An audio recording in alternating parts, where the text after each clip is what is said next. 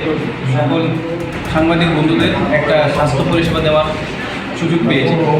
প্রতিবারই আমরা আইএলএসের তরফ থেকে প্রেস ক্লাবে ক্যাম্প করে থাকি, তো এবার একটু আলাদা করার চেষ্টা করেছি আমরা, যেখানে আমরা দুদিনব্যাপী ব্লাড স্যাম্পল কালেকশন করেছি, যেখানে আপনার লিভার তারপরে কিডনি এইসব টেস্টেরগুলি করা হয়েছে।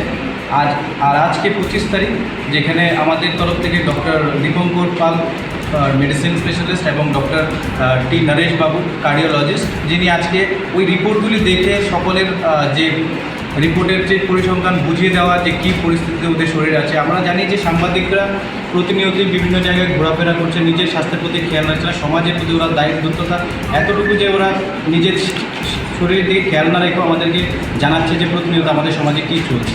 তো সেই দিকে লক্ষ্য রেখে আগরতলা আইএলএস হসপিটালস আগরতলা আজকে এই ক্যাম্পটা করেছে। আপনারা দেখবেন যে আমরা একটা ব্র্যান্ড প্রতিশ্রুতি দিয়েছি, উই পুট ইউ ফার্স্ট। এটার একটাই মানে যে আমরা শুধু যারা চিকিৎসা করতে আসবে আমাদের হসপিটাল তাদের না, আমরা এগিয়ে যাব যেখানেই স্বাস্থ্য পরিষেবা দরকার পড়বে। আইএলএস আগরতলা সবার জন্য সবসময় প্রস্তুত থাকে। ধন্যবাদ।